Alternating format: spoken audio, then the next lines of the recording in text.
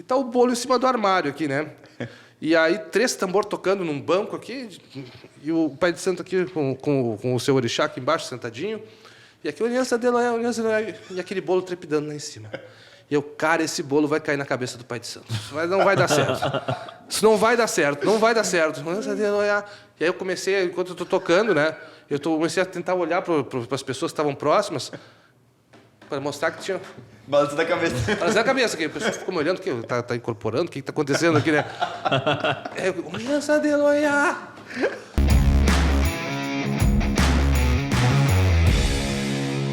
E aí, sejam muito bem-vindos a mais um episódio do 01Cast.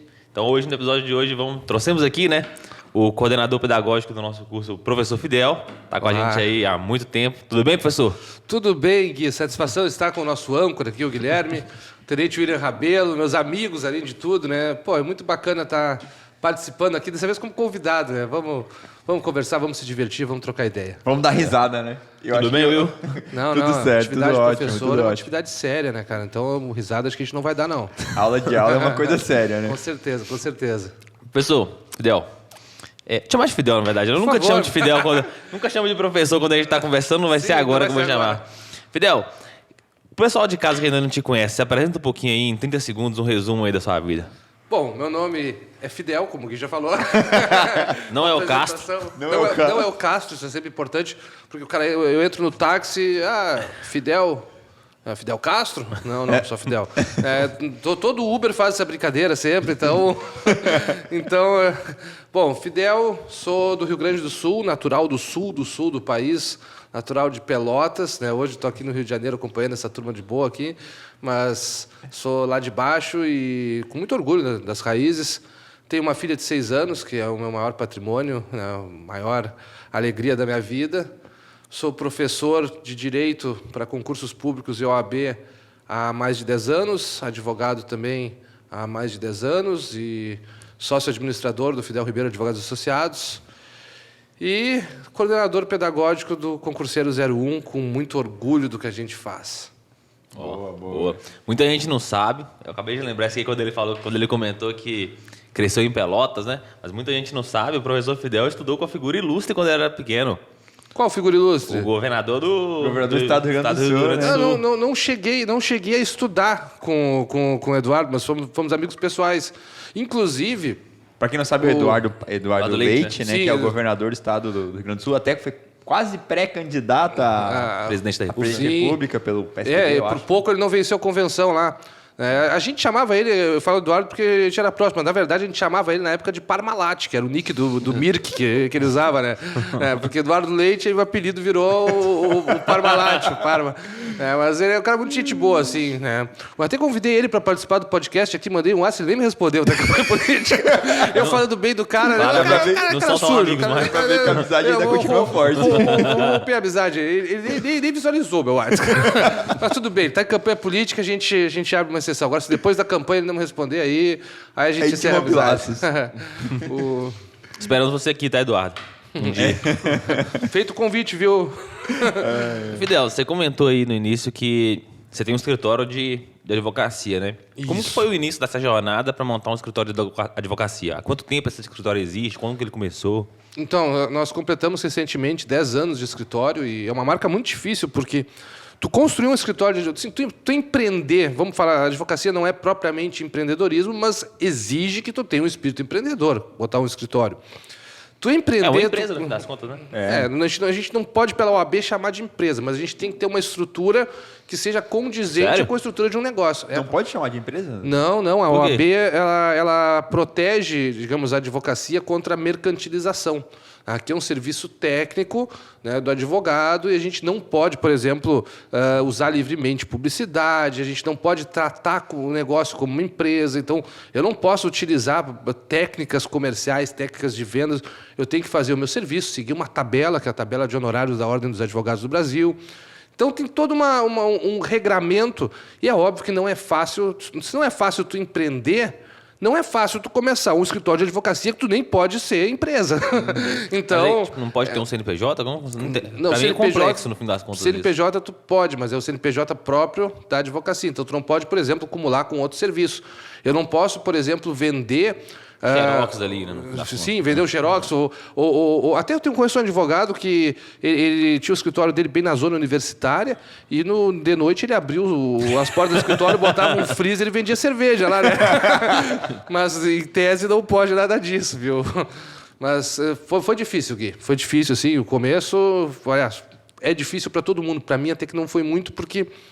Eu captei a essência do negócio, rapidinho. Você tinha algum padrinho, assim, tipo, alguém que nenhum. te colocou ali na... Não, nenhum. Passou, sei lá, 5 primeiros clientes ali, Fidel. A carteira de clientes aqui Cara, tá pronta. inclusive, quando eu comecei a advogar, Fica eu mais entrei fácil, né, no fim das contas. num escritório que era grande na minha cidade lá, que era o Neves Chapon e Russo. Fiz entrevista, passei, e antes mesmo de receber a carteira, eu já estava lá. E foi uma experiência incrível, assim, aprendi muito com os nobres colegas, e tinha uma coisa curiosa. Eu passei por dificuldades na vida em alguns momentos. E eu já tinha sido réu numa ação de despejo por falta de pagamento do escritório que eu fui trabalhar. Aí um dia, né, eu peguei a informação, eu não falei nada na entrevista, né, mas quando eu já estava uns 3 meses lá, já tinha virado amigo de todo mundo e gostavam de mim, eu peguei a informação processual ali e mostrei, né, quem diria, nós antes, né, rivais aqui, vocês me processando e agora eu do lado de vocês, né? Eu só espero que você tenha ganhado esse processo. Não, eu Foi fiz despejado, foi despejado. eu não era advogado ainda, né? Quando fui réu, quando o processo começou, eu tentei colocar um negócio, tentei empreender, tentei criar um comércio ali e não consegui. Fali como todo mundo, né? Deu tudo errado e sofri ação de despejo. Aí o que eu fiz, né? Eu usei uma técnica totalmente antiética. Eu tive que chegar, não era advogado, liguei direto para a proprietária, né? Pulei a imobiliária, pulei os advogados e falei, olha, eu estou sem te pagar aluguel, sei que tu tem gente querendo alugar, não tenho como te pagar os aluguéis. Devo, não nego, Tá. pago se puder. O que eu consigo fazer é o seguinte, entrego aqui e te pago quando der. Pode ser? Pode ser. Aí entreguei e paguei bem mais adiante lá. Mas paguei tudo no final. Mas eu disse, olha, senão eu não vou entregar, vou Tá ficar com o nome esperando. limpo hoje, o Serasa não tá correndo atrás. Não, hoje tô, graças a Deus, com o nome limpo aí. Graças a Sem Deus. medo do fiscal. E aos meus bons contratantes também.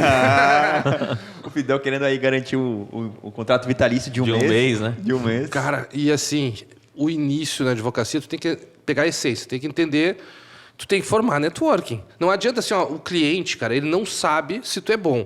Então, o cliente nunca vai saber assim, o Fidel é um baita advogado. O cliente não sabe, ele não tem condições técnicas de analisar. O que o cliente vai analisar? O Fidel me atendeu bem? O Fidel é um cara disponível? Eu conheço o Fidel? Então, primeira coisa que é importante, a gente tem que ter networking. Se tu não tiver rede de contatos, ninguém chega na tua mesa, ninguém bate na tua porta e tu não vai ter ninguém. Botar um escritório de advocacia não é como tu abrir uma churrascaria. Na churrascaria, tu vai abrir uma churrascaria, tu bota a costela para assar bem perto do fogo, sai aquele cheiro incrível, né? E aí tu bota uma faixa na frente dizendo espeto corrido R$80. Deu, tua churrascaria enche. Simples. Na advocacia, não. Tu pode botar uma placa gigante no escritório de advocacia, o rei dos processos. Isso nem pode, porque a OAB não permite esse tipo de coisa. Não permite essa... Não, esse tipo Mas de... você não pode fazer nenhum tipo de marketing? Esse tipo Como de que elas esperam comercialização, que você consiga cliente? o que eu posso colocar é uma placa do meu escritório de advocacia com o meu nome ali, né, com o número da OAB, mas eu não posso, por exemplo, ter nome comercial. Então, a gente não pode ter nome fantasia na advocacia, não pode ter esses slogans. Eu fiz a brincadeira, o rei dos processos. Eu peguei mal os advogados a vida inteira. Eu sempre achei que o povo é egocêntrico, não tem uma empresa de advocacia com um nome normal. Todo mundo bota o nome dele. Então é obrigado a botar o nome, né? Então quer dizer Sim, que ou sobrenome. pra quem Eu viu joguei Breaking- vocês mal, pessoal, desculpa. pra quem viu Breaking Bad, então o Sol lá, que era o Better Call Saul lá, que faz, Aham, que, Better faz Call Saul, lá, aham. que tem as propagandas na TV, não podia ir no Brasil, então. Não pode ter propaganda. Pois é, não pode. O Brasil não poderia. Mas né? olha Poderia só, antes. isso tem uma lógica, pessoal. A gente pensa assim, o jovem advogado, ele fica revoltado. Como é que eu vou crescer na profissão se eu não posso fazer uma propaganda? Como? Isso é só para manter os advogados que estão por cima e prejudicar os que estão começando? Não, é o contrário. É exatamente o contrário. Sabe por quê? Imagina o seguinte, Fidel, 10 anos de advocacia, uma equipe grande, atende em todo o país. Se a publicidade fosse liberada, eu ia colocar propaganda na final da Libertadores. Ia ter na final da Libertadores, ia ter um outdoor meu lá falando, lá, Fidel Ribeiro, o rei dos processos, vem comigo, te prepara para vencer. Mas eu não posso fazer isso. Isso aí seria injusto com o Vou pequeno. processar até o juiz de futebol, né? Cara, exato. Se seu time Cara, perder, não vai perder, não. Vamos entrar no processo, anular o jogo. imagina se eu, com o poder de quem está há 10 anos atuando para grandes clientes aí, para pequenos também, em várias áreas, como é que o cara que começou agora, que não tem dinheiro às vezes nem para alugar uma sala, como é que esse cara vai competir comigo? Quando a OAB impede a gente de colocar esse tipo de publicidade... Mas o mercado é assim para todo mundo, no fim das contas. Só pode viajar que é diferente. Sim, exato, mas é uma forma de proteger os pequenos. Então, eu vejo essa restrição à publicidade como algo positivo, algo assim, bacana, né? Então, acho que é legal. Caramba, mas, pô, sei lá, acho meio complexo no fim das contas. Eu entendi o ponto, assim, de fato. Acho que o cara que teria muita grana, ele teria, tipo, uma baita grana para fazer um investimento em publicidade e, consequentemente, atrairia muitos clientes. Em contrapartida, seria mais difícil para o cara que está pequeno começar. Só que, não sei se isso muda as regras do jogo, porque você comentou, pô, o jogo de quem tem um escritório de advocacia é o network. Porque, pô, se você não pode fazer uma publicidade, a maior publicidade é aquela que você não paga para ser feita. Qual que é? Boca a boca. Exato. O cara te indica ali, te indica ali, Então, te indica ali, a hora tá. chega. Mas o grande já tem isso, no fim das contas. Pode fazer a publicidade, só que tu pode fazer algumas publicidades. Então, por exemplo, eu não posso colocar um outdoor, eu não posso usar um nome comercial, eu não posso fazer uma promoção, mas eu posso, por exemplo, me colocar como autoridade em alguma situação. Então, o Fidel, como que o Fidel fez, digamos, a sua publicidade? Vamos pensar o seguinte, vocês fizeram engenharia os dois, né? Uma área que vocês não atuam. Vocês indicariam um professor de vocês? Não, depende muito do professor. Depende muito do professor? Não, Tem uns que é difícil indicar. Não sei se eu tenho tanta coragem. Eu prefiro vingança, né? Eu não indicaria por vingança, imagina. O que ele me Fez passar... fez passar na faculdade, as noites Fez claras. pegar um ódio da engenharia. Tem uns que eu não indicaria por desconfiança. Não, eu indico meus professores no direito ali, os bons, né, obviamente, mas eu indico até hoje para áreas que eu não atuo. Às vezes, nos casos que no meu escritório não tem ninguém especializado ali para pegar, eu indico pessoas que foram meus professores. E aí eu comecei a me colocar como uma autoridade quando eu comecei a dar aula, né? Virei professor e eu fazia questão de dar aula em tudo que é lugar, qualquer convite que eu tivesse para dar aula, eu estava presente. E isso me ajudou muito a formar um networking. Na aula, eu não posso fazer propaganda do escritório, não posso chegar na aula e dizer, pessoal... Mas aqui, indiretamente você se eu vende sou ali, advogado, eu sou advogado. Lembre-se de mim, quando precisar processar alguém, tamo junto. É óbvio que eu não posso fazer isso. Mas as pessoas sabem. O Fidel Ribeiro, formado em professor de Direito, chegava para dar uma aula de terno e gravata, os caras já deduziam que eu ia para o ensaio da escola de samba, fazia o quê? Terno e gravata. Pegava o meu instrumento ali, a caixa, o repinique, Olha lá, escola de samba, terno e gravata. 01 Cast, sem terno e sem gravata. Né? Já viu, né? Sabemos a realidade aí. O tempo passa, Gui. Eu vou explicar para o âncora essa situação. O tempo passa e a gente vai ficando uma borracha cansada.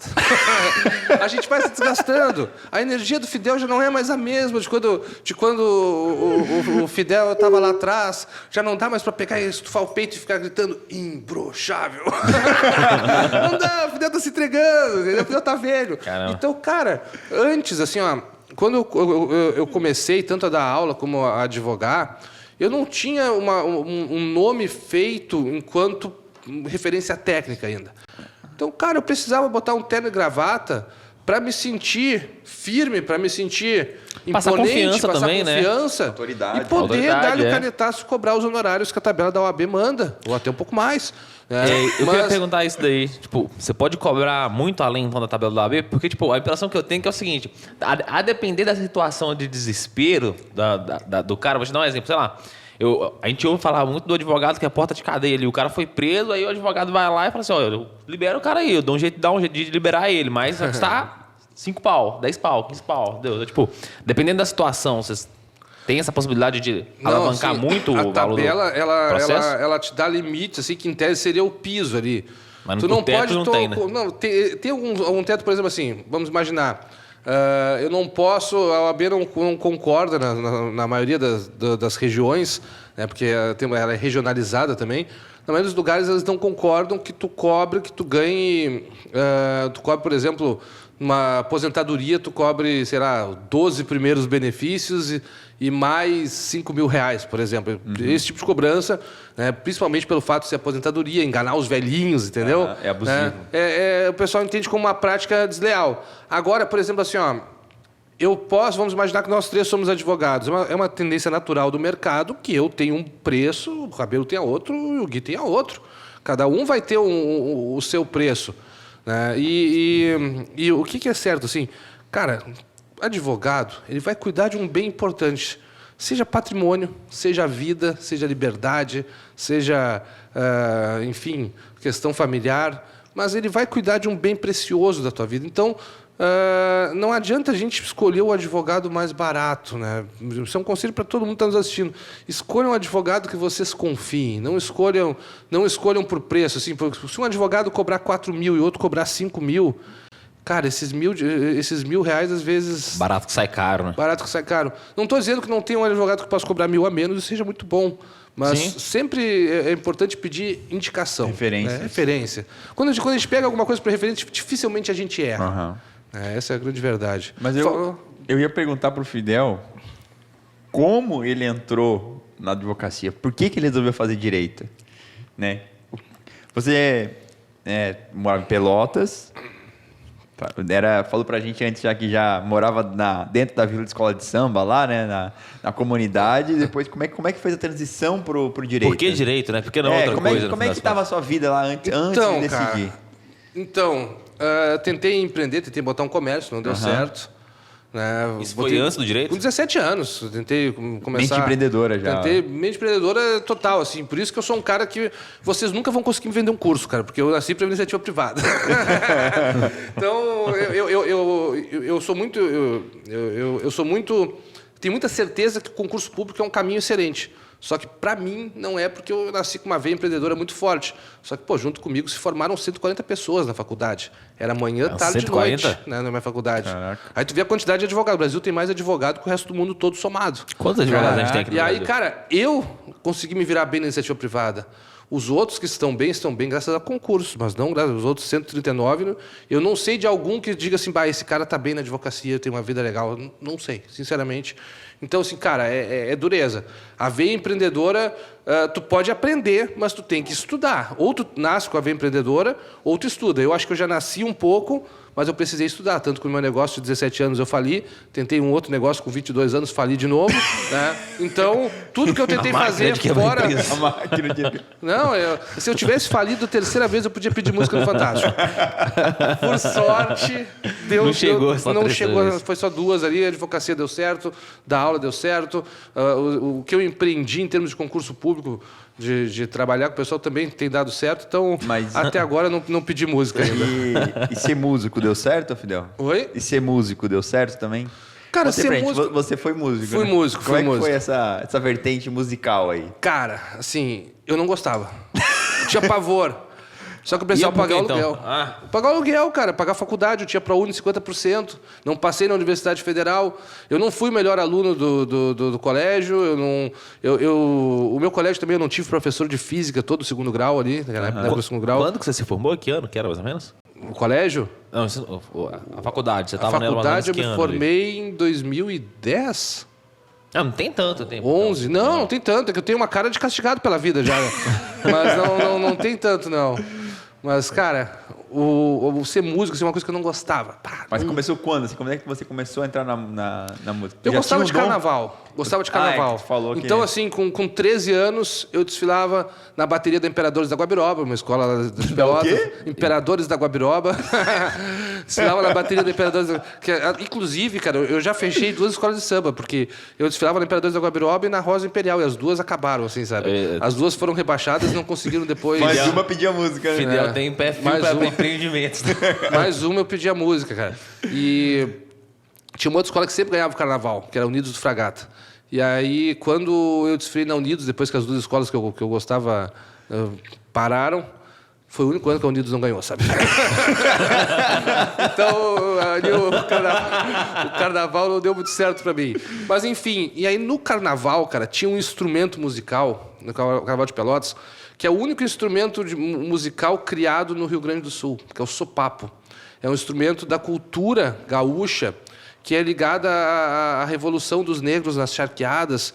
Então, o negro escravizado, ele usava o toque de sopapo, que era um instrumento feito com um tronco de árvore gigante e com couro de vaca, feito artesanalmente pelos negros. Por ser muito grave, ele não era ouvido perto. Então, o senhor da casa não acordava com o toque de sopapo. Caramba. Mas, nos quilombos à distância, os outros negros que estavam acordados ouviam e eles usavam o sopapo para fazer como se fosse um código Morse, entendeu? E combinarem como fariam para escapar, para que morro eles iam ir, onde se encontrar. E aí... Mas como é que é, assim? Como é que é? É tipo um tambor? É um tambor, né? Como se fosse... Sabe aquelas cubanas, né? Que é o instrumento, aquele cônico, um tantã do pagode, que é aquele... Sei. Como se fosse um tantã, só que gigante, né? Um tantã imenso. E aí os supapos, como fazem parte, é um instrumento tipicamente pelotense, a prefeitura deu um supapo para cada escola, entrou no regulamento do carnaval na época, que cada escola tinha que ter um tocador de supapo. E, bom, o Fidel, criado em comunidade ali, eu já tinha tocado, inclusive, profissionalmente tambor em casa de religião, tambor em macumba lá. Como é que... Mas, enfim, o que tivesse pagando, eu estava indo. Também já toquei com cantora gospel também, né? Então já passei... Total flex. Não, eu creio em Deus, ele não tinha intolerância religiosa. Jamais, de maneira alguma, cara. Quem mora no Brasil não pode ter intolerância religiosa. Nós temos que respeitar o próximo. Eu creio muito em Deus.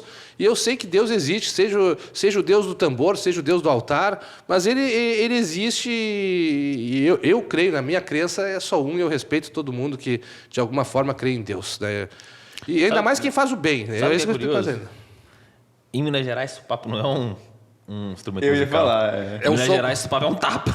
Dá um supapo, agora dá um tapa. A prefeitura do supapo em cada um. E aí, o que aconteceu nessa história do supapo que eu virei músico? Cara, e aí, pô, o Fidel tem uma noção de tocar tambor, aí bota o Fidel pro supapo. Aí tá o Fidel lá com o instrumento gigante. Eu era pequenininho, né? Porque eu tinha uns 15 anos, eu comecei cedo a tocar. Tinha uns 15 anos com esse instrumento gigante pendurado ali. Eu não tinha nem força pra carregar aquela droga. Aí, cara, não é que um cara... Tinha uma banda de rock gaúcho lá, o Ultraman, não sei se eu conheço. Conhece o Ultraman? Né? Daquela dívida de uns... e aí o Tonho Croco estava fazendo uns shows financiados por um partido político lá, numa campanha, né? Quem estava fazendo? Tonho Croco, que era o vocalista do Tonho? Ultraman. Isso, Tonho Croco. Ouvi falar disso também, Um abraço pro Tonho, né? Se ele assistir depois da gente, um abraço pro Tonho. Vai ser chamado pro podcast também. Bom, posso chamar, posso ligar para ele daqui a pouco aí. Gente finíssima. Ele vai te atender também? Igual o Eduardo Igual o Leite? Eduardo Leite. Não, o Tonho fala comigo, o Tonho me responde. Mas O Fidel tá correndo, bom. né? O Fidel tá bom de amizade. Mas o Tonho precisava de um cara, né, para que tocasse supapo. Quem que toca supapo? Tem um músico em Pelotas. Que músico? O Fidel. E aí eu comecei a tocar com o Tonho Croco do Ultraman ali numa turnê que ele fez ali na região sul. E aí toquei com o cara. O Ultraman na época tava gravando MTV Bandas Gaúchas, sabe? O acústico MTV Bandas Gaúchas. O troço tava estourado no país inteiro, tinha música em novela, sabe? E eu, comecei a tocar com um cara relativamente grande. E aí comecei a tocar depois com os pequenos. Né? Só que assim, cara, eu não gostava de tocar, cara. Gostava de carnaval. Porque, cara, tocar na noite é uma droga, cara. Tu tá em cima do palco na época... Hoje em dia tem essas luzinhas, tipo essa daqui, esses LEDs que não aquecem. Mas na época que eu tocava, eram uns canhões de luz, cara, que parecia que tava Satanás encostando nas tuas costas, sabe? Cara, o troço era uma droga. E aí tu tá vendo todo mundo dançando, se divertindo... E tu ali sendo todo torrado. suado, sendo queimado por um capeta, sabe? Porra, mano. Difícil, cara. Cara, aí... Toquei durante toda a ainda, às faculdade. vezes, né? De pé. Foda isso, a costa doendo pra cacete. Cara. E eu ia perguntar assim, e como é que foi essa transição pra veia religiosa aí? Aonde você tocou já, Fidel? Cara, eu toquei em casas de religião, assim, diversas. Né? Mas, assim, eu sempre deixei muito claro ali que eu respeito todas as fés ali, mas... Pra mim era algo muito mais profissional. Comercial assim, ali na coisa. Era comercial. É profissional. Paga as contas. Né? Mas eu sempre tive muito respeito ali, tenho até hoje, por qualquer religião. Então, foi uma passagem ali que... E tocou em casa de Umbanda, assim? Sim, toquei. Né? Mas tocava o que lá, necessariamente? Tocaram atabaque, inclusive, assim... Supapo mesmo? Não, era o tambor de religião, né? Que em alguns lugares é um atabaque, em outros é o tambor propriamente dito com as cordas. E aí cada religião dessas de matriz africana tem uma pegada diferente, assim. Então, por exemplo... E tem que tocar direitinho, tipo, tem que tocar de acordo lá pra... Né? Tipo, Mas não pode sim, qualquer tem uma um. partitura, Não alguma pode... Exato, coisa? exato. Não se usa partitura, mas, por exemplo... Assim, Tablatura, sei lá. tem as religiões afro-brasileiras, que são afro-brasileiras mesmo, por exemplo, a Umbanda. Né? Na Umbanda, os caras cantam o ponto, que eles chamam, né? Sim, sim. Então, o cara vai falar de Oxalá, de Iemanjá, de coisas que a gente entende que está sendo falado ali, né? E tem as nações, né? Na nação... que são a nação que o pessoal alguns chamam de batuque, que é a religião pura de matriz africana, que aí os próprios cantos, eles são muito tradicionais, assim, é uma liturgia muito bem feita, e tu não entende nada do que está sendo falado. Inclusive, o próprio pessoal que está lá, às vezes, não sabe o que está falando, muitas vezes, né? Porque quem é que sabe falar a língua queto, por exemplo? Pô, queto, o que é queto, entendeu? A gente nem sabe nem o que é, muito menos o que está dizendo. E é uma língua africana / mistura com brasileiro, assim? Não, tipo... não, totalmente africano. Então, por exemplo, aí tu tem que entoar as rezas. Eles não falam em ponto como na Umbanda, eles fazem as rezas. Sim, sim. Aí, inclusive, numa situação até que foi curiosa, uma vez eu estava lá tocando, e aí tinha uma reza que era assim, ó... Oniança de loia. E aí o tamboreiro toca, e tem o tamboreiro principal... E tem os auxiliares, né, nessas religiões. O principal toca e os auxiliares e as pessoas que estão na roda repetem a frase. Aí eu tô lá, Oniança de loia. E aí todo mundo, Oniança de loia. Só que aí os caras já não sabem direito o que é. Eu tô falando Oniança de loia e os caras, Aliança de Oiá. Já tá tudo dentro do paro. Mas e tu aí, tava falando direitinho, tu conforme a língua da... Isso. E aí tá o pai de santo aqui sentado. Vamos imaginar que essa TV aqui... Tá? É um armário. E aí tinham feito um bolo lá pro Pai de Santo. E tá o bolo em cima do armário aqui, né? E aí 3 tambor tocando num banco aqui. E o Pai de Santo aqui com o seu orixá aqui embaixo, sentadinho. E aqui, Oniança de Loia, e aquele bolo trepidando lá em cima. E eu, cara, esse bolo vai cair na cabeça do Pai de Santo. Não vai dar certo. Isso não vai dar certo, não vai dar certo. Oniança de Loia. E aí eu comecei, enquanto eu tô tocando, né? Comecei a tentar olhar para as pessoas que estavam próximas, para mostrar que tinha... Balança da cabeça. Balança da cabeça, que a pessoa ficou me olhando, que tá incorporando, o que está acontecendo aqui, né? Oniança de Loia. E os outros tamboreiros não entendiam, eu tava apontando o vidro com aquele bolo vinha vindo aqui, trepidando, e já estava com metade do bolo para fora do armário, assim, né? Pá, esse bolo vai cair, vai aparecer o torta na cara do Gugu. Cara, Pai de Santo isso vai dar problema.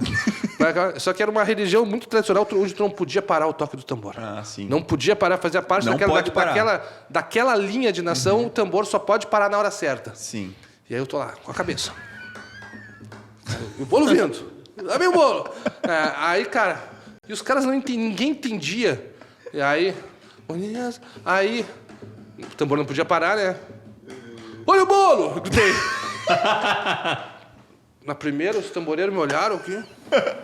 E não entenderam, cara. Esse aí, olha o bolo!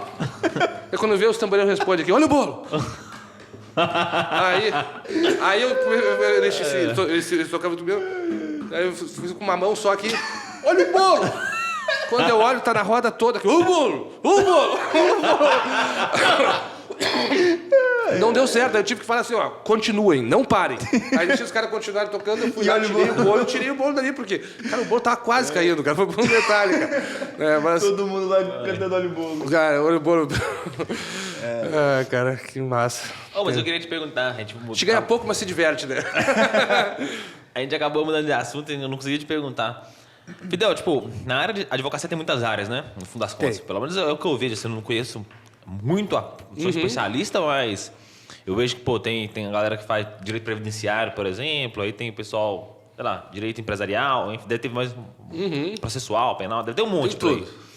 Qual é a área, assim, que a galera costuma mais ganhar dinheiro, assim, se o cara for, por exemplo, para iniciativa privada igual você foi? Cara, qualquer área tu pode ganhar dinheiro, desde que tu saiba... Mas, tipo, esse negócio de herança, por exemplo, deve dar muito dinheiro, não dá? Dá muito dinheiro. Acho que demora, mas né, assim, ó, olha só, qualquer coisa dá muito dinheiro. Então, por exemplo, direito penal.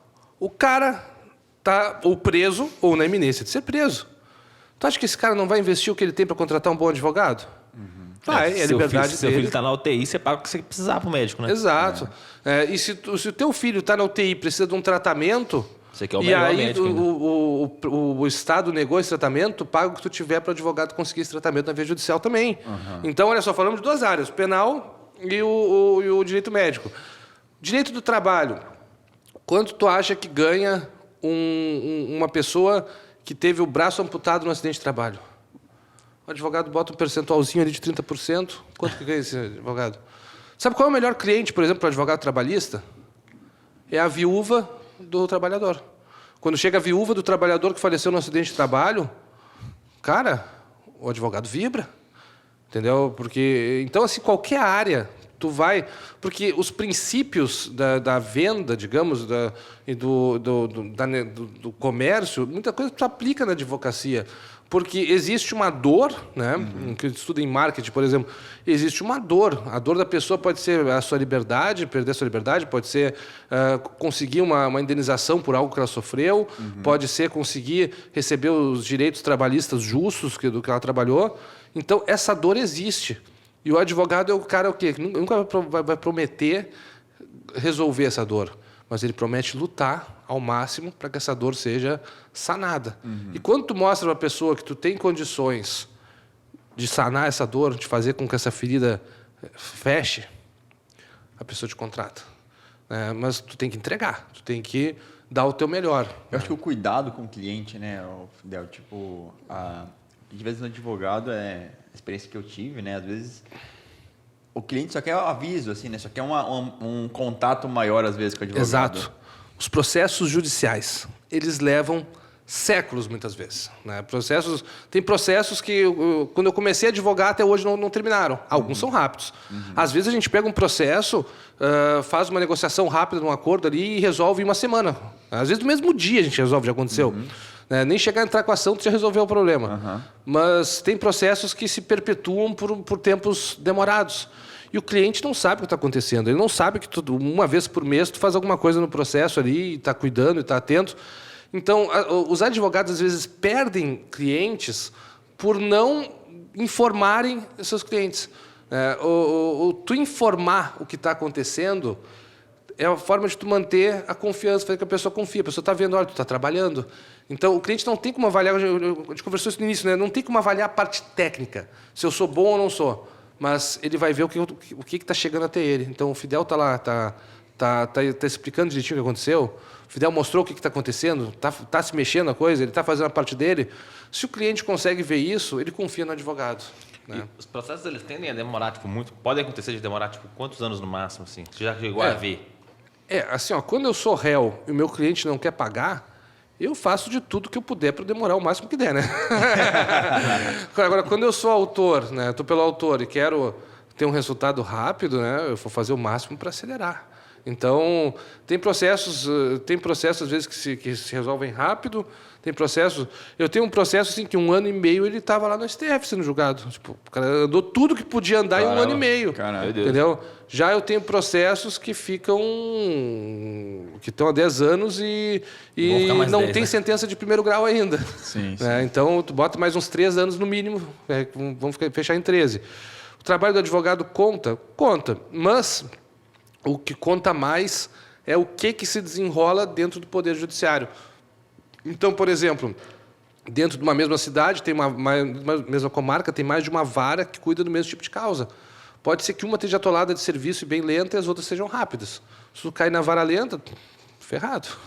Se tu cair na vara rápida, que bom, comemora. Entendeu? Então, tem um pouquinho de sorte nessa parte, mas o trabalho do advogado também, se ele souber usar os atalhos em alguns momentos, auxilia bastante. Gui, tu tinha falado de áreas, né, cara? Vai em várias áreas. Sabe, cara, que eu advoguei em todas as áreas, cara. Dei aula também em todas as áreas, praticamente. Do direito, né? assim? Do direito. Em tudo, assim, praticamente. Tem pouca coisa que eu não fiz. Mas não é, muito complexo se especializar em tanta coisa assim? Cara, o que acontece? Porque leva um tempo também, né, para se especializar, não é do dia para noite. Sim, complexo só que quando tu entende como estudar, como aprender e o que tem que ser aprendido em cada situação, onde pesquisar, tu consegue advogar em qualquer coisa. Porque tem livrinho na biblioteca, tem decisões anteriores no site do STJ, tem os processos são públicos, qualquer um pode, por exemplo, Eu quero atuar numa área que o Fidel atua. Qualquer um pode ir e pegar cópia dos meus processos e aprender com o que eu já fiz. Então, existe um caminho. As pessoas só têm que entender onde está esse caminho. E quando eu tinha necessidades financeiras e tempo disponível, se chega para uma área, chega um cara dizendo assim, tens como fazer uma ação de uma área específica que eu nunca atuei na vida?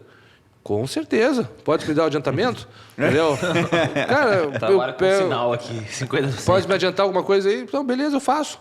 Por quê? Porque eu tinha tempo disponível. Hoje em dia eu já não consigo pegar áreas que eu não atuo, porque eu não tenho como me aprofundar. Eu estudava muito para fazer cada coisa. Hoje, assim, o que eu me viro bem, eu me viro bem. O que eu não me viro, eu tenho uma equipe que cuida lá, que faz a máquina girar. Qual foi o processo mais icônico? Assim? Não sei se pode comentar, na verdade, né? Vocês têm tipo, algum estilo Não, de se sigilo, eu não citar nomes, eu posso contar. Pode falar. Qual tipo, foi o mais icônico aí nesses mais de 10 anos aí de quando eu carreira? comecei, assim, teve um caso que marcou muito, assim, bem no início, porque hoje, assim, eu faço muito pouco do criminal. Algumas coisas eu ainda faço, processo criminal. Mas no início eu aceitava qualquer coisa. Então, pegava o criminal também. E aí chegou um senhor lá para ser atendido, Maria da Penha. Ele estava sendo acusado de Maria da Penha e ele jurava de pé juntos que não tinha feito absolutamente nada, que a mulher perseguia ele, que a mulher não tinha superado o término do relacionamento. E Esse chamava Johnny Depp. O cara, assim, e realmente o que ele me contou assim, me passou muita verdade. Ele me explicou exatamente o que aconteceu, como foi, e a história batia, tudo se encaixava perfeitamente. Entendeu? Então, pô, esse cara acho que é inocente mesmo, ele está falando a verdade, né? Está sendo injustiçado. Só que o cara assustava. Ele assustava pelo aspecto físico dele. Ele trabalhava como borracheiro de pneu de caminhão. E o cara, ele se vestia, estava sempre sujo, de graxa, de trabalhar mesmo, do trabalho. Né? Ele estava sempre sujo e ele era muito forte. Um cara assustador, também, um cara grande, forte. Além de ser grande e forte, ele tinha o cabelo grande, assim, não cortava o cabelo, né? Não era um cabelo penteado, não era Black Power. Era um cabelo, assim, grande, com aspecto de sujo e uma barba grande. Então, assim, o cara era... Tu olhava para ele, ele parecia realmente uma pessoa assustadora, sabe? Pela forma com que ele não cuidava muito da sua aparência. E aí, bom, cheguei para ele e falei, fulano, a juíza é uma mulher. E... é normal as pessoas se identificarem, criar uma conexão. Né? A juíza tem muito mais chance de se conectar com a vítima do que contigo. E eu quero que tu te conecte com essa juíza de alguma forma, que tu não passe uma imagem ruim. Eu sei que tu está falando a verdade, eu sei que tu não agrediu ela, eu sei de tudo isso, mas a juíza não sabe. Então, eu quero combinar contigo uma coisa. No dia da audiência, eu vou te pedir para tu colocar uma calça que não seja calça de trabalho. Pega uma calça limpa, tá? Não precisa comprar uma calça, mas pega uma calça limpa. Se tu tiveres sapato, tu coloca. Se não, tu coloca um tênis limpo. Mas se tiver sapato, melhor. Não compra nada, só bota a melhor roupa que tu tiver. Se tu tiveres uma camisa social, coloca uma camisa social, senão tu vai com uma camiseta, mas uma camiseta limpa, tá? Faz a barba e corta o cabelo. Combinado? E não fica irritado. Quando a vítima estiver falando, por mais que seja mentira o que ela está falando, tu não pode te meter no depoimento dela. Tu não pode ter conduta que pareça que tu realmente é esse cara agressivo que tu está sendo taxado. Ok? Perfeito, doutor. Chega na hora da audiência, eu estou dentro do foro local, procurando meu cliente, não acho meu cliente. Cadê o cara, tia? Quando vê, ele está do meu lado. E aí, tô bonito, doutor? Aí eu olho... Aí o cara virou o Genequine ali. Cara, eu olho para aquela cena... Antes fosse o Genequine. Eu pedi pro cara fazer a barba. O cara acho que nunca tinha usado uma gilete na vida, ou fez com caco de vidro, não sei. Tava todo cortado. Parecia que ele tinha entrado numa briga de gato, sabe? Parecia aqueles gatos no cio que voltam para casa todo noiado. Chega até um final feliz. Todo arrebentado. Eu pedi para ele botar uma calça... Ele conseguiu uma calça social verde-limão. Não sei como ele conseguiu isso. Em que loja ele conseguiu. Botou um sapato cor de vinho e uma camisa manga curta laranja. Nossa. Eu vi e aí, o cabelo. Eu pedi para ele cortar o cabelo. Né? Ele tinha um cabelo que estava muito grande, sem corte, sujo. Cara... Ele o cara... raspou? Não, ele pintou de loiro. Não! não é possível. O cara tá de brincadeira Foi, já. não, o cara descoloriu o cabelo. Chegou tipo o cantor Belo nos bons tempos do Soweto, sabe? Nos tempos que o Belo não tinha as dívidas que tem, mas também não tinha dinheiro. Mas, cara... Não tinha pegado empréstimo com o Denilson, hein? Não tinha pegado Mas, mano, foi assim, foi o quadro da dor. Bom, vamos para a próxima, vamos tentar reforçar a próxima orientação. Quando a vítima estiver falando, tu não pode falar absolutamente nada. Talvez tu seja até convidado a se retirar da sala, se ela pedir, tá? Mas tu não pode falar nada caso tu permaneça na sala, ok? Ok, perfeito, doutor. Porque ele me agrediu, porque ele me batia sempre, e nesse dia ele me bateu muito forte. O cara salta na mesa e aponta o dedo. Tu é uma mentirosa. Tu passa na frente da minha casa me provocando, xingando minha namorada, e agora tu vem dizer que eu te bati. O cara quase... Parecia que o cara ia bater na vítima dentro da audiência. Então, foi condenado. Né? Foi a primeira experiência na área criminal e foi uma experiência de total insucesso. Né? O cara foi condenado, foi preso, possivelmente ele era inocente ainda. Né? Então... O pior é que a pergunta ele foi com estilo, né? Ele tava estiloso, né?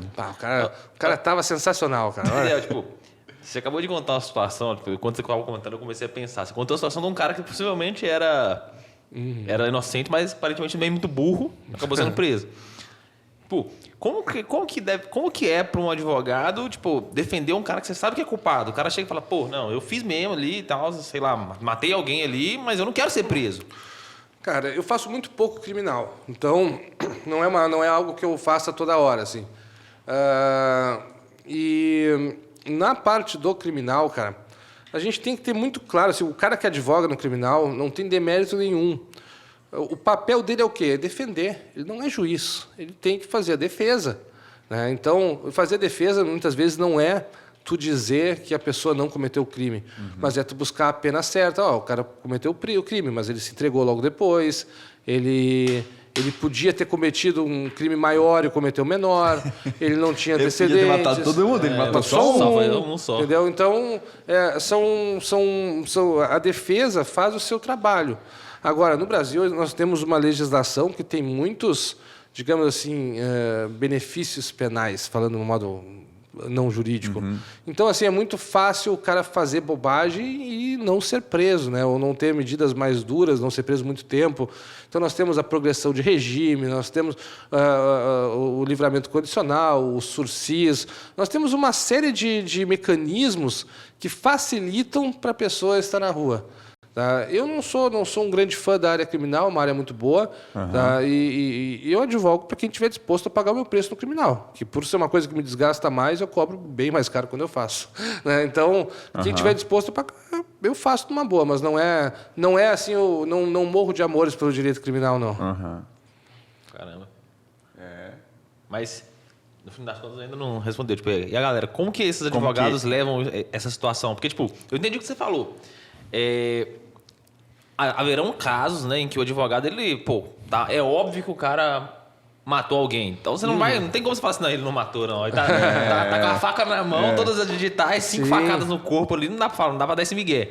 Mas existem casos também que não se tem uma conclusão imediata ainda de como o crime ocorreu, e eu acredito que quem está defendendo tenta livrar a pessoa do crime. Não, com certeza. É o papel dele defender. Sim, só tipo, pensando... Eu não sou advogado, né? E talvez por isso minha pergunta seja tão leiga. Mas pensando no meu ponto de vista, eu acho que vem um confronto moral muito grande. Pra mim, pelo menos. Por quê? Não moral julgando a moral do advogado. Não é esse o meu ponto. O meu ponto é o seguinte. Como uma boa pessoa, eu prezo fazer o bem o máximo de vezes que eu puder. Com certeza. Porém, eu entendo que também todo mundo merece um julgamento justo. E nesse ponto que você falou, eu estou 100% alinhado contigo. De fato, se o cara cometer um crime, ele tem que pagar. Mas ele tem que pagar de uma forma justa. Tem que ser, a pena dele, a gente também tem que ser justo de modo a entregar para ele uma pena. Não dá para o cara roubou um pão ali ou colocar ele 30 anos na cadeia. Também não faz sentido isso. Então, o papel do advogado nesse sentido eu entendo. Mas como... Assim, não dá um conflito mental para a galera que, tipo, você sabe que o cara assassinou alguém e você tá lá na frente ali defendendo com unhas e dentes que o cara é inocente? Tem gente que não tem estômago para cuidar do direito criminal. Isso é muito comum. É perfeitamente compreensível o cara que não tem estômago para o direito criminal. Uma vez apareceu um cara na porta do meu escritório que estava sendo acusado de pedofilia. E aí? A vontade que eu tinha era de espancar o cara. Aí eu conversei um pouquinho mais com ele e vi que ele era inocente. Então, aceitei defendê-lo. Mas eu não teria conseguido defender, no caso especificamente... Ele foi absolvido? Foi absolvido. Eu consegui defendê-lo porque eu vi verdade no que ele me falou. Se ele tivesse me contado assim, eu fiz mesmo, fui eu, e qualquer coisa assim, de jeito nenhum eu teria defendido esse cara. Então, não é o certo. O advogado, digamos assim, ele pode recusar causas, mas o advogado não é juiz. Né? E a maioria dos advogados, eles se colocam na sua posição, no sentido assim, olha, eu sou advogado, não sou juiz, o meu papel aqui não é julgar, o juiz que julga. Quem acusa é o Ministério Público, quem julga é o juiz, o advogado cabe a ele fazer a defesa. Então, é um trabalho técnico. A gente vai... o advogado, a maioria deles consegue desvincular-se. Tá? Eu, hoje, por exemplo, um caso de pedofilia, eu não pegaria. Não teria interesse nenhum em pegar. Né? Mas, enfim, se eu um dia pegar um caso criminal grande, famoso, ou seja o que for... Pode ter certeza, vou estar fazendo o meu trabalho. Não estou contra a sociedade. O trabalho do advogado é defender. Você está fazendo o trabalho dele. Teve algum caso já, Fidel, que, por exemplo, você chegou para o teu cliente e falou, me conta tudo para a gente montar a sua defesa. Aí o cara contou metade da verdade, e chega lá na hora do tribunal e fala, pô, mas porque... E alguém... Sim. Cara, tu tem que me contar tudo. O que aconteceu? Eu e minha namorada discutimos. Discutiram e tu bateu nela? Não, jamais. Você não bateu nela mesmo, cara? Não. Cara, tem que me contar tudo. Porque, assim, tem uma ocorrência onde ela diz coisas bem diferentes. Cara, a gente discutiu alto, assim, né? Os vizinhos ouviram. E o que aconteceu?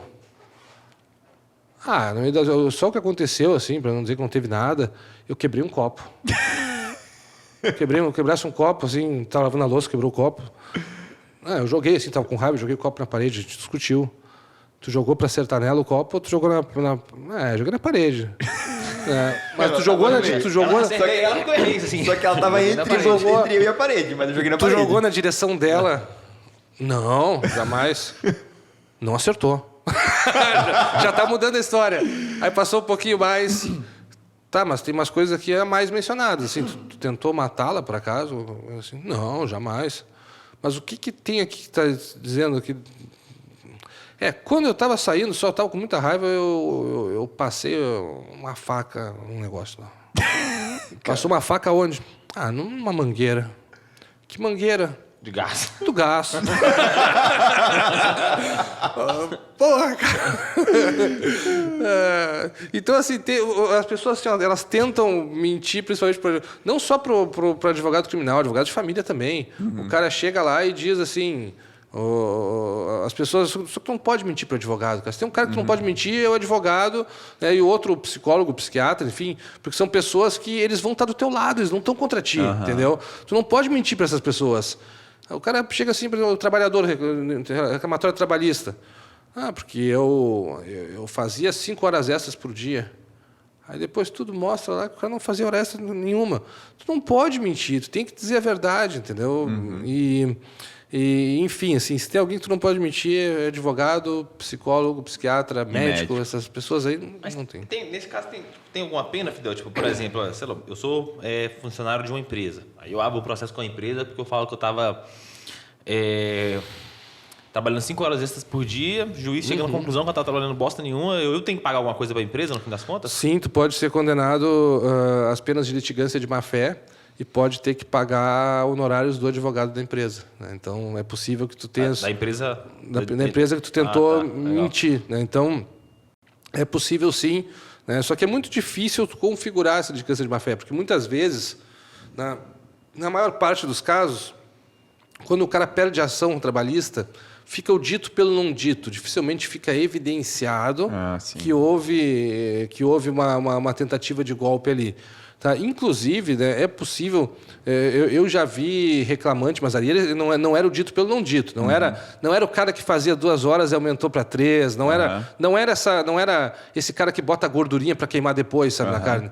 Era o cara que deu o golpe mesmo. Assim. Então, teve uma ocasião ali que eu presenciei um golpe muito bem estruturado, onde um cara que trabalhou numa grande empresa...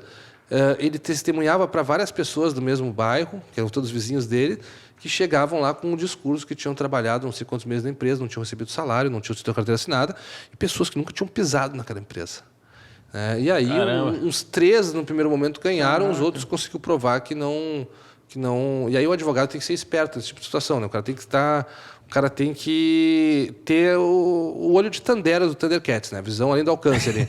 Então tu tem que chegar para o reclamante e perguntar assim, ó, que cor era a parede da sala que tu trabalhava?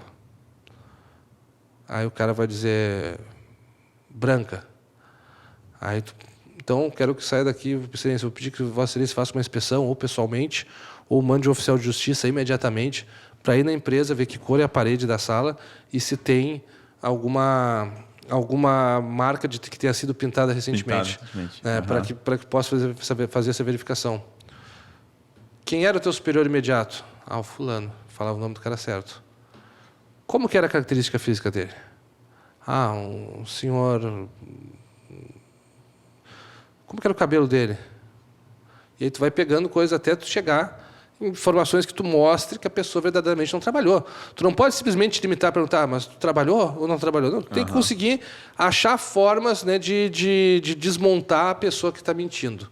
Então, acho que o grande segredo, assim, até do interrogatório, é tu ter a visão além do alcance, tu conseguir enxergar o como tu fazer para desarmar alguém que não está falando com a verdade ou não está muito claro das suas ideias. Porque, às vezes, a pessoa também tem casos que a pessoa não está mentindo, mas ela não teve a observação correta do fato e acha que está falando uma verdade, mas coisa que não aconteceu.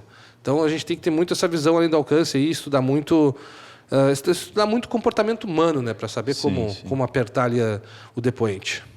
Caramba. Eu contei esse negócio da parede ali, me lembrou uma história de quando eu estava na faculdade. Tinha uma empresa júnior. Sabe o que é empresa júnior? Empresa júnior é aquelas empresas de faculdade, né? E aí, estava tendo processo seletivo para entrar na empresa júnior e aí chegou um cara para fazer a entrevista dele. Aí perguntou, estava com uma mesa assim, com os diretores da empresa, assim, e perguntaram para ele, não, mas qual que é o seu maior ponto forte? Aí ele falou assim, não, eu sou muito observador. Não esqueço nada passa despercebido para mim. Cara, tem uma coisa que eu sou bom, eu não sou perfeccionista não, mas observador, sou muito observador. Aí eles disseram, então qual é a cor da lata de lixeira que estava lá fora na sala de espera? Aí o cara, não sei dizer. Pois é. Mas, professor Fidel, e essa mescla, esse mundo entre... A gente está falando muito da prática, né? Da advocacia, da vivência do advogado. E a questão entre a prática e a teoria? Assim, o que a gente vê na sala de aula é a teoria. O que é cobrado no concurso público é a teoria. Mas a vivência prática é essa que a gente está falando. Tem que ter essas nuances, esses macetes, essa vivência, essa experiência. E esses dois mundos, assim, como uni-los, ou a diferença entre eles, né? Como é que é o cara que estuda... O cara que estuda para o concurso público, evidentemente vai ser um ótimo advogado, ou o cara que é advogado não necessariamente vai ser um bom estudante para concurso público. Como é que é esses dois mundos? Ótima pergunta. A gente costuma ouvir muito, né, que na prática a teoria é outra, né? Na prática a teoria é outra. Ótima pergunta, Rabelo. Vamos lá, vamos pensar, vamos fazer uma analogia aqui. Vamos imaginar o seguinte: como que é tu te alimentar de forma saudável e treinar bem todos os dias? São coisas que se ajudam, correto? Mas que são diferentes. Treinar é uma coisa, comer é outra coisa. A teoria e a prática é como se fosse tu te alimentar bem e tu treinar. Tu treinar te dá motivação para te alimentar bem, porque tu quer ver o resultado do treino. Te alimentar bem te dá oxigenação, te dá tudo fluindo bem, te faz querer conseguir treinar bem. Uma coisa fortalece a outra. Tu estudar a teoria te fortalece a advocacia. Tu ser um advogado atuante te obriga, caso tu te dedique de verdade para a advocacia, estude bastante para ser advogado, te auxilia a passar num concurso público. Mas são coisas diferentes. Então, o cara que quer conciliar, por exemplo, estudos com advocacia, eu quero ser concursado, mas enquanto isso eu vou advogar. Perfeito. É totalmente possível. Só tem que estar ciente que são duas coisas diferentes. Uma coisa ajuda a outra. É óbvio que ajuda, porque são coisas que se comunicam. Tudo que eu estudar na teoria, eu consigo, fazendo as adaptações necessárias, aplicar na prática. Porque o direito ele é o mesmo, embora tenha algumas peculiaridades da prática, mas a base é a mesma. E o cara que domina essa base, ele se diferencia. Porém, o cara que está focado em estudar para concurso, ele está estudando, o foco dele é se isolar do mundo. Ele é um cara que está trancado em uma sala. Ele está simplesmente ali fazendo o seu estudo. Ele não está socializando. E se tu não socializar, tu não vai conseguir cliente para o escritório de advocacia. Tu pode ser excelente na parte técnica, mas tu não vai ter uma pessoa batendo na tua porta dizendo: olha, eu sei que tu estuda todos os dias, então eu quero fazer um processo contigo. Tu tem que te posicionar como advogado. Tratar de advocacia... César, né? Oi? É tipo a mulher de César. Exato. Não basta ser honesto, tem Isso que aí, parecer honesto. tem que parecer honesto. Então, assim, ó, se tu conseguir estudar para concursos e conseguir advogar, mas saber que na advocacia não exige apenas a parte técnica, exige todo o lado humano, todo o lado do marketing, que possivelmente seja um marketing boca a boca, mas tu tem que fazer, tu tem que te relacionar. Então, quem são os primeiros clientes do advogado? Amigos? Amigos. Perfeito, exatamente, amigos. E aí tem advogado que não cobra dos seus amigos. Cara, tu não cobrar dos teus amigos é tu pedir para tomar ferro, porque eles vão ser teus primeiros clientes. E se dos únicos clientes que tu tem, tu não cobrar, como é que tu vai fazer? Tu tem que cobrar. Cobra dos teus amigos, mata a pau no processo deles, porque mesmo sendo teus amigos, se tu não te dedicar, eles não vão te indicar em outra ocasião. Sempre lembra que, além de ser teu amigo, ele é um cliente. Então, tu tem que nutrir esse relacionamento, não só na amizade, tu tem que nutrir esse relacionamento de um modo, né, advogado-cliente. Então, Comercial, relacionamento mais comercial. Exato, da coisa, né? manda uma informação de como está o processo, diz o que está acontecendo, porque senão tu está trabalhando todos os meses ali, o cliente não sabe, ele pensa que o teu processo está abandonado. Cara, o que é o cenário ideal? O cara chegou, te contratou, recebi a petição inicial, né, recebi o caso, hoje, o Gui está falando comigo aqui, eu estou falando com ele e já estou digitando a petição inicial. Ou então eu digito só os pontos importantes e redijo a petição inicial logo após ele faz. Anexo os documentos que ele já me trouxe, né? Eu já aviso mais ou menos o que ele tem que me trazer na consulta, já anexo os documentos ali, passo para o estagiário escanear e distribuir a ação no processo eletrônico. E aí o cara em 1 hora está com o número do processo. E aí eu mando as orientações para o cara de como fazer para acompanhar esse processo que faz 1 hora que ele teve no meu escritório. E o processo já está lá, concluso para o juiz, quer dizer, já está na mesa do juiz esperando para o juiz dizer alguma coisa. Esse é o cenário ideal. Eu posso ter feito erros crassos no processo do Gui, mas a visão que ele vai ter de mim é: cara, eu fui no Fidel e deu 1 hora e estava o número do processo. Claro que esse 1 hora, se é uma área que tu não domina, tu vai ter que ser no mínimo 1 dia, 2 dias que tu vai ter que estudar. Mas a gente tem que mostrar para o cliente que a gente está trabalhando. A gente não pode pensar que o cliente é nosso inimigo, que o cliente que quer saber o andamento do processo é chato. A gente não pode ter esse tipo de conduta. A gente tem que entender as pessoas, né, e olhar com humanidade para todo mundo. Achei legal a pergunta que você fez de como a teoria se alinha com a prática. Porque eu vejo que o direito difere muito da engenharia nisso. Eu vou tentar explicar. Tipo, pela minha visão, no direito, a prática ela é descrita pela teoria. A teoria veio e os caras falaram, olha, pô, a lei tal ela tem que funcionar assim, assim, assim, é assim que deve ser feito. Então, você vai para a prática embasado da teoria. Você fala, pô, é assim que a teoria descreve que deve ser feito, então é assim que nós vamos fazer na prática. Pelo menos na minha visão. Na engenharia já é o completo oposto. A teoria ela não veio para descrever como a prática deve funcionar. A natureza ela funciona do jeito que ela quiser. A gente tenta explicar como a natureza funciona com base na teoria. Então, isso é até uma coisa legal, porque quando a gente está fazendo... Na faculdade, eu acho que eu cometi muito esse erro. Terminava um relatório de prática lá e eu falava, olha, a teoria eu colocava lá, a prática se mostrou exatamente igual como a teoria previa. E não é assim, na verdade, né? A teoria ela não prevê como a prática, a natureza funciona como ela quer. A prática vai funcionar exatamente como ela deve funcionar. A teoria é que tem que dar o trabalho de descrever muito bem a prática. Exato, Isso aí, perfeito. Exatamente. Perfeito. Tem uma diferençazinha, mas enfim, existe uma comunicação, né, entre teoria e prática em qualquer área. Né? Isso aí... Quer me perguntar mais alguma coisa? Eu ia fazer a pergunta agora dessa transição, né? Como é que foi sair formado da faculdade, advogar e fazer essa transição para a sala de aula, né? Se tornando professor, de fato. Cara. E já emendando, né? Você comentou antes que você começou dando aula para universidades, algo do tipo assim, né? Como que foi, tipo, transitar isso daí para concurso, para dar aula para concurso público? Bom, primeira coisa, assim, eu me formei E como todo recém-formado, eu não tinha dinheiro. Eu precisava trabalhar. A pior transição Então, de ocupação possível é estudante para desempregado. Tá? Exato. E aí eu botei na minha cabeça que eu não queria mais ser músico, né? Porque até o final da faculdade eu nunca tinha feito um estágio na faculdade. Eu não queria mais ser músico, eu queria viver da minha profissão, me formei em direito. O que eu vou fazer? Concurso? Não, no momento não. Eu quero ser advogado. Eu tinha um sonho de ser professor.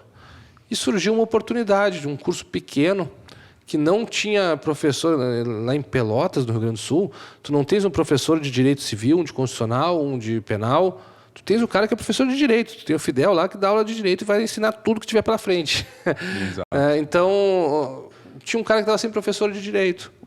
E aí um curso bem pequeno. E eu aceitei, né?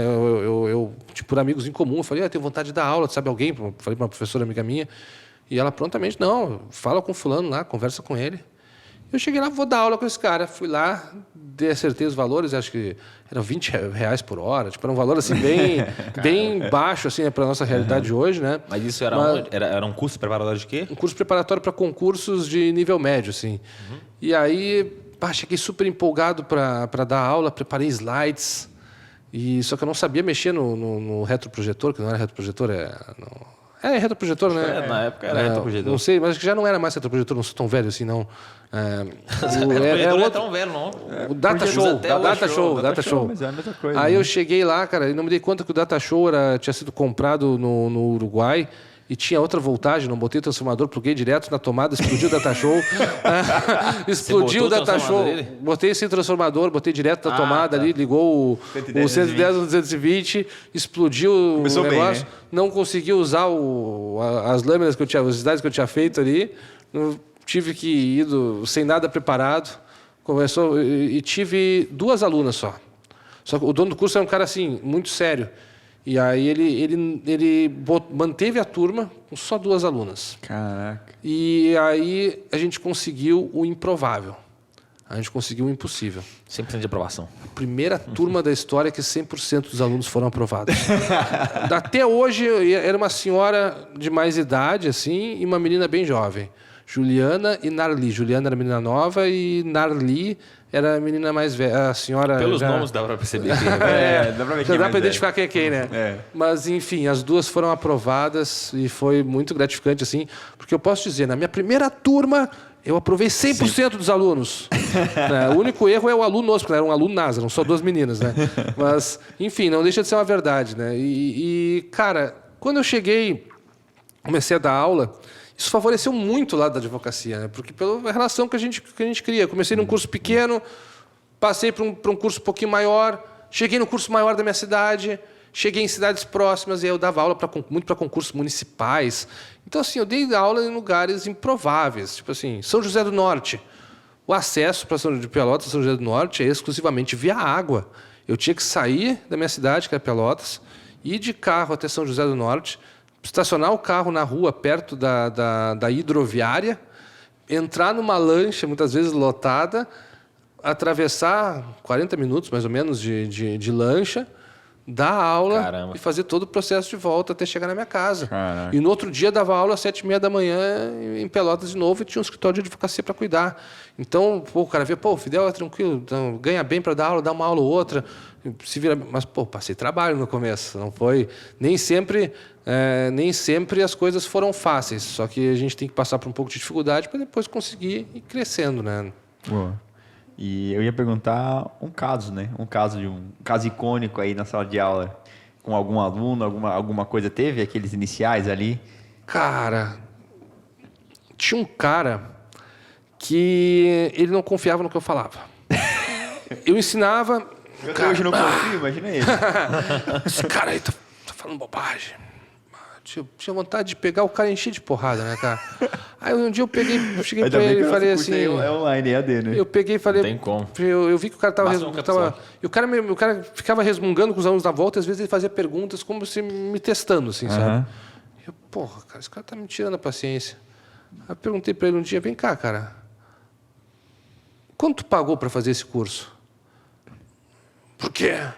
Cara, eu te pago o dobro pra tu ir embora agora. Vai, cara, some daqui, magrão. Some daqui. Se tu quiser ficar, Tu faz o seguinte, cara. Se tu quiser ficar, tu escuta o que eu falar e tu... Não interessa se tu concorda ou não. Tu marca na prova o que eu estou falando. Se eu tiver te falado uma coisa errada, eu pago o que tu ganharia de salário pro resto da vida lá. Caramba. Beleza? Caraca. É claro que eu não tinha dinheiro bala para na pagar agulha. isso. Pá, cara, o cara me tirou da paciência. O cara me tirou da... E ele saiu da sala de aula e foi embora? Não, ele falou com o dono do curso e me demitiram. Foi minha única demissão. Botou a turma toda contra mim. Mas, enfim, eu saí. Não tinha espaço pros né? dois, né? Cara, eu passei por grandes cursos, assim, né? O único lugar que fui demitido foi no curso da minha cidade. Santo de casa não faz milagre, né? Tu demitiu o aluno, não deu certo. Não deu certo. Mas teve assim, tive histórias marcantes assim de sucesso, de realização. Eu me lembro assim de uma menina que fazia perguntas impertinentes, um rapaz também, 2 alunos em ocasiões diferentes que fizeram mais de um curso presencial comigo e tu via que não estavam assimilando o que a gente estava ensinando, mas eram persistentes, estavam lá. Tinha vontade de chegar para eles, chegar e dizer assim, pá, cara, não é para ti, sabe? Vai tentar empreender, vai pegar uma enxada, capinar um pátio, que o concurso não é para ti. Eu tive vontade de dizer, mas eu falei, nunca vou acabar com o sonho de alguém. E os 2, né, em ocasiões diferentes, foram aprovados. E ali foi assim, a prova... a menina mesmo, ela foi... Eu tinha 3 cursos na minha cidade e eu dei aula nos 3 cursos. E onde eu estava dando aula, ela estava lá. E fazia várias turmas, chegava às vezes para o mesmo concurso, fazer aula em 2 cursos diferentes ali. Cara, foi aprovada. Tá lá. Inclusive, Caraca. ontem essa menina estava comemorando, postou uma foto no Instagram, comemorando o dia do agente penitenciário, o dia do policial penitenciário, não recordo o nome do dia ao certo do país, mas, enfim, o dia do trabalhador prisional está lá como agente penitenciário. E, pô, sabe, tinha tudo para não dar certo, cara. Tinha tudo para não dar certo. Mas ela insistiu e deu. Então, isso mostra, assim, para mim, que a gente nunca pode desmerecer o sonho de alguém. A gente nunca pode julgar que alguém não é capaz de alguma coisa, sabe? As pessoas, elas são capazes e desde que elas consigam ser resilientes, ser fortes para superar o momento, elas são capazes de qualquer coisa, cara. Nós somos capazes de qualquer coisa. Essa é a grande verdade. E eu tenho muito orgulho assim, dessas pessoas assim, que chegaram numa sala de aula minha totalmente cruas e saíram transformadas de alguma forma, conseguiram mantê-los motivados a estudar mesmo com um insucesso, né? Mesmo, porque assim, tu ser reprovado num concurso é um soco na cara muito grande. Tu te preparou, tu estudou, tu te fortaleceu. Frustrante, né? Frustrante. A gente vive esperando vitória. A rejeição dói. Ser rejeitado é muito doloroso. Eu estava chegando aqui no estúdio e eu vi um taxista ser rejeitado por 3 vezes. Eu fiquei pelo taxista. Passava as pessoas ali com mala na mão e... Quer táxi? Não, obrigado. Pegava o celular, chamava um Uber. Pô, cara, a rejeição dói, cara. O cara abordou 3 pessoas, as 3 rejeitaram ele. Eu fiquei com pena no taxista. Quando eu sair daqui, eu vou pegar um táxi com ele agora. Se ele estiver ali... Deve estar, porque todo mundo estava rejeitando o cara. Mas, enfim, e não tem uma rejeição maior do que a rejeição pública de tu ser aprovado em algo que tu investiu tempo e dinheiro. Ser reprovado em algo que tu investiu tempo e dinheiro. Só que é uma rejeição que é temporária. Quem reprova em um, passa no outro. Tu só tem que conseguir ser forte e ter um pouco de direcionamento. Não adianta, por exemplo, assim, pá, eu vou estudar agora para o concurso da Marinha do Brasil. Aí abre um concurso para o Exército. Ok.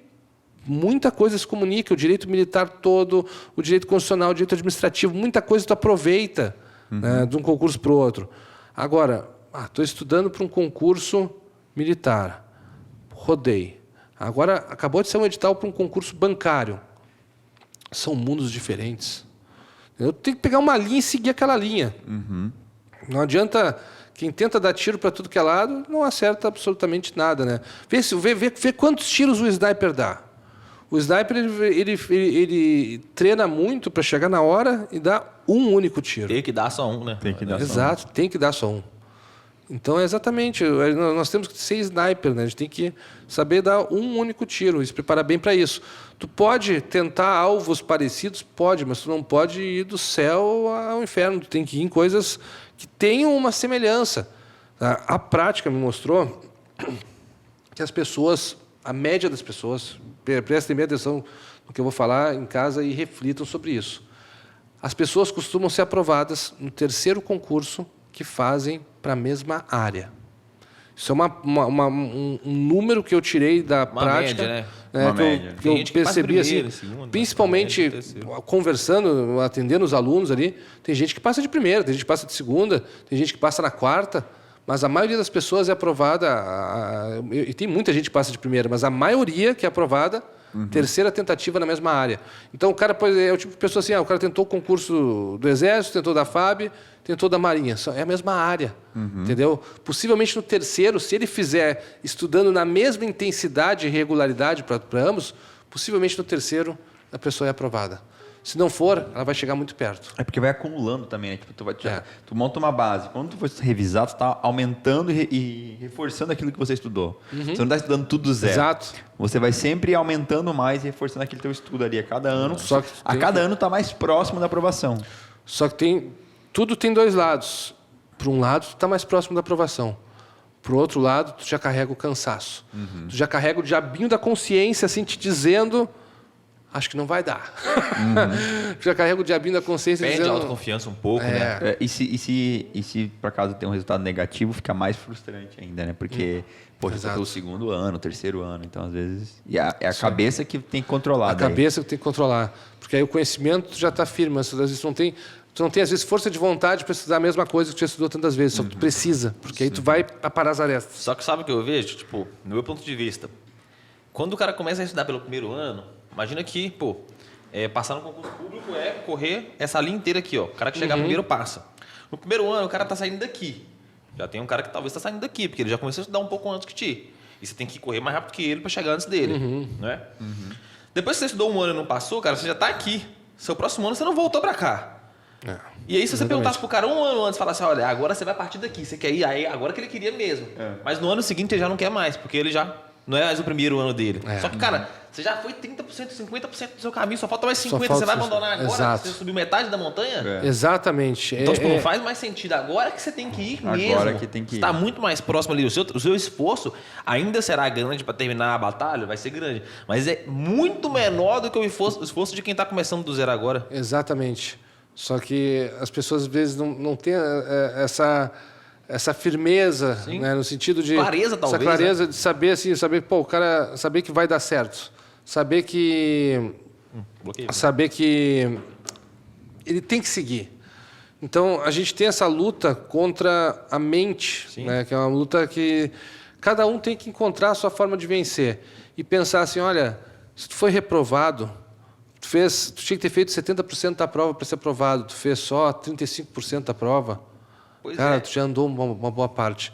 É uma linha muito tênue entre o reprovado e o aprovado. É uma linha muito tênue. O que eu acho complicado, tipo, o que eu não faria aí, sob hipótese nenhuma, é começa um concurso, não passei. Aí eu tô lá em 35%, não passei, desisto do concurso. Aí eu vou procurar um emprego.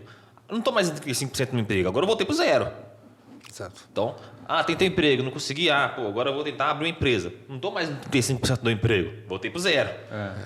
Não deu mais a empresa, vou tentar um concurso de novo. Só que aí você já esqueceu os 35% que você tinha pego, voltou para o zero. Exatamente. Então, essa é uma frase que inclusive, Nietzsche fala naquele livro, Como Falava Zaratustra, que é mais ou menos o seguinte, eu não lembro exatamente, mas ele fala em determinada parte do livro o seguinte: demora o tempo que for para decidir o que você quer fazer da vida. Mas quando decidir, não recue ante nenhum pretexto. Ou seja, cara, gasta o tempo que você precisar ali, mas depois que você decidir, cara, pega e vai. Não fica pulando de galho em galho, não. Porque exatamente. Pular de galho em galho só te joga para trás, no fim das contas. E a gente tem que perceber assim, ó, o cara que decide, eu decidi que eu quero fazer essa carreira aqui, eu quero essa vida aqui para mim. Quando tu tomou essa decisão, em plena consciência, com a mente limpa, com a clareza que te era necessária. Essa decisão ela é válida e ela tem que ser respeitada por ti mais adiante.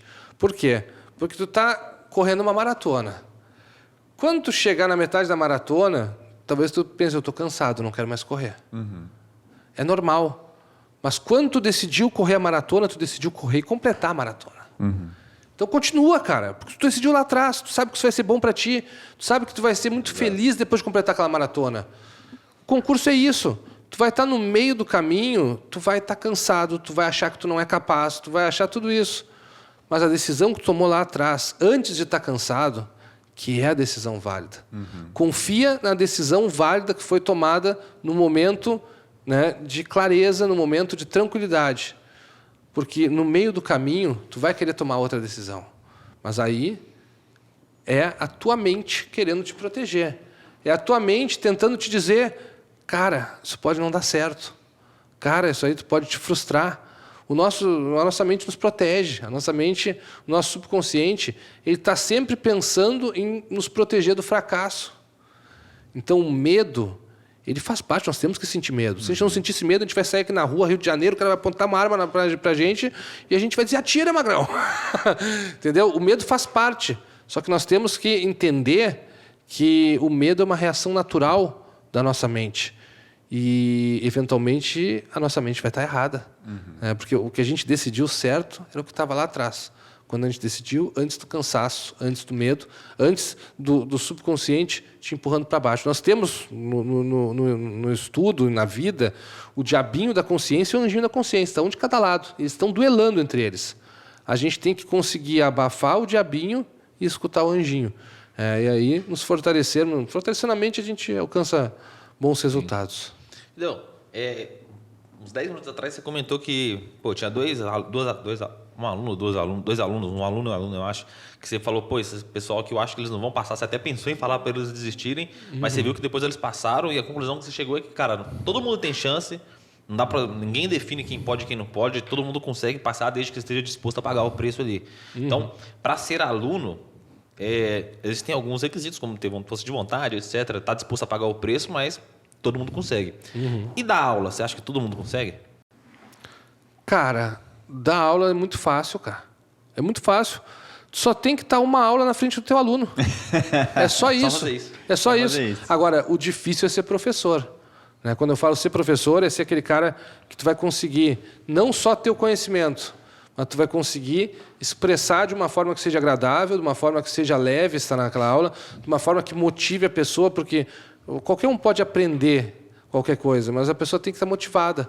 Então, a gente tem que conseguir dar uma aula que verdadeiramente prenda. E, para isso, a gente tem que ser um bom professor.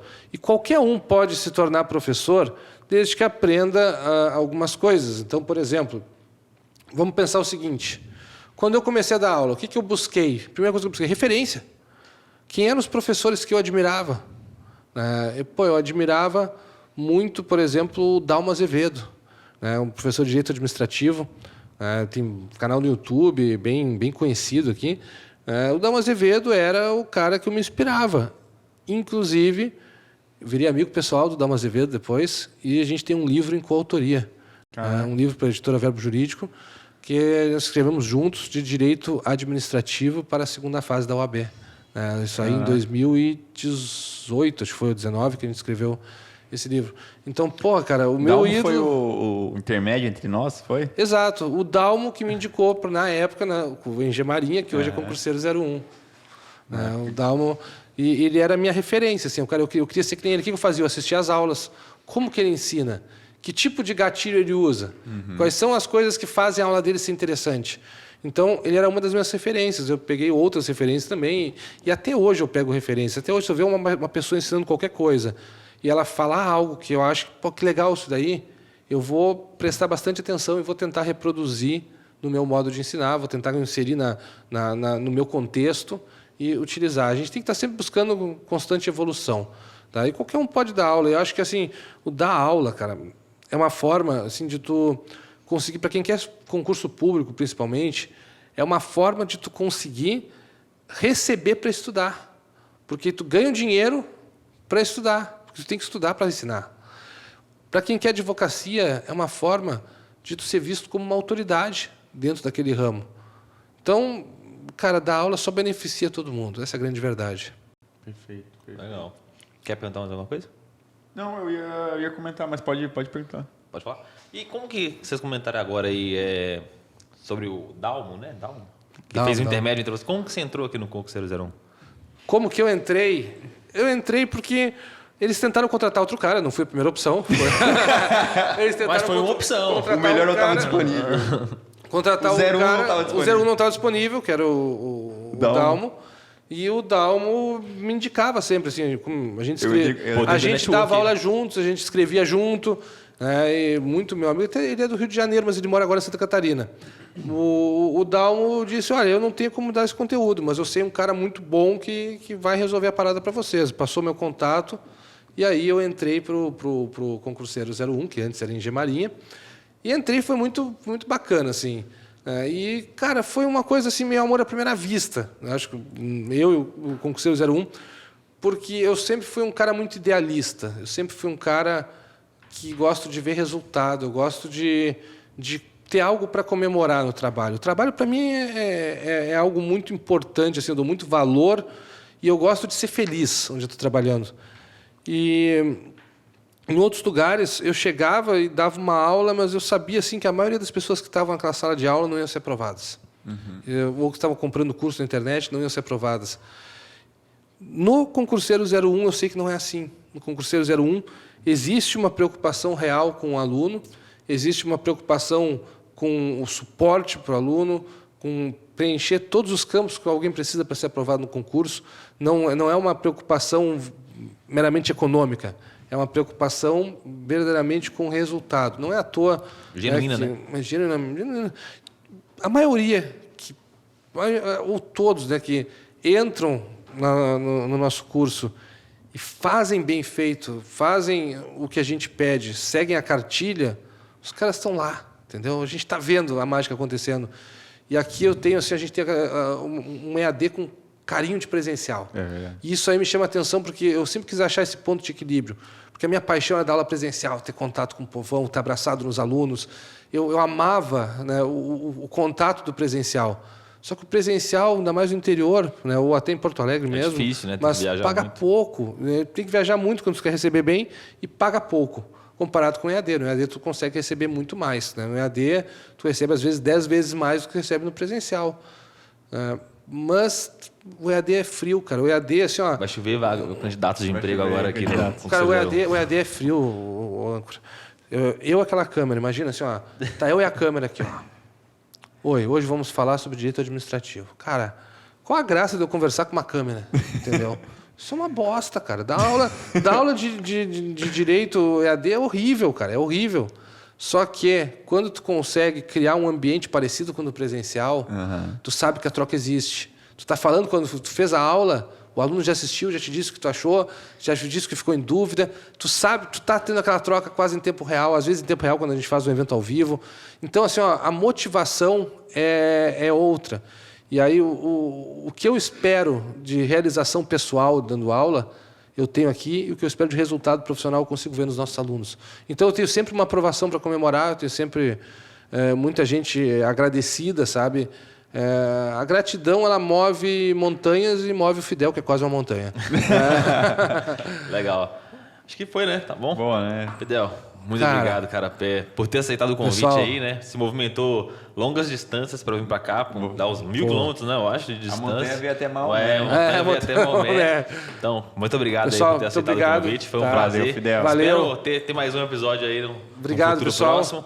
Pessoal, vocês aí que assistiram esse episódio aí do 01Cast, espero que tenham gostado, tá? Se você gostou, curte aqui, se estiver vendo aqui pelo YouTube, compartilha esse podcast com um amigo, comenta aqui nos comentários quem você gostaria que a gente trouxesse aqui no episódio do podcast, no 01Cast, comenta também o que a gente deveria ter perguntado pro professor Fidel, porque aí numa próxima oportunidade a gente pergunta para ele, ativa o sininho da notificação, segue no canal, segue a gente no Instagram, porque a gente está sempre avisando lá quais são os próximos episódios.